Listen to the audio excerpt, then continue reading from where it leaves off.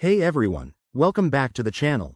If you're holding XRP in your Trust wallet and want to move it over to Kraken for trading or better security, you're in the right place.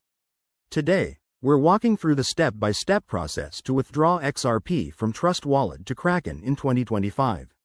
This is super straightforward, but always double-check for any updates to wallet interfaces or exchange policies.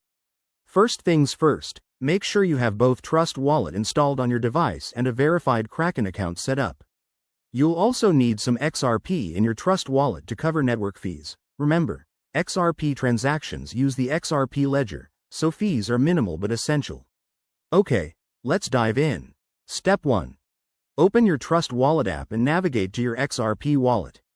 You'll see your balance at the top. Tap on the Send button to start the withdrawal process. Next, you need the deposit address from Kraken. Head over to your Kraken account on a web browser or app, go to the deposit section, and select XRP. Copy the provided XRP address, it's usually a long string of letters and numbers. Make sure you're copying the correct one to avoid any mishaps. Back in Trust wallet, paste that Kraken address into the To field. Then, enter the amount of XRP you want to withdraw. Double-check everything because crypto transactions are irreversible.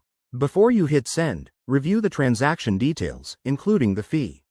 In 2025, XRP fees are still low, but they might vary based on network congestion. Once you're confident, confirm the transaction.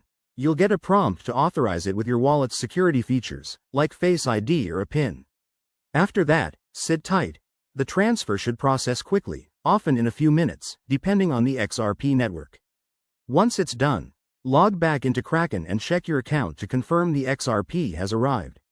If you run into any issues, like delays or errors, reach out to the support teams for Trust Wallet or Kraken. And there you have it. You've successfully withdrawn your XRP.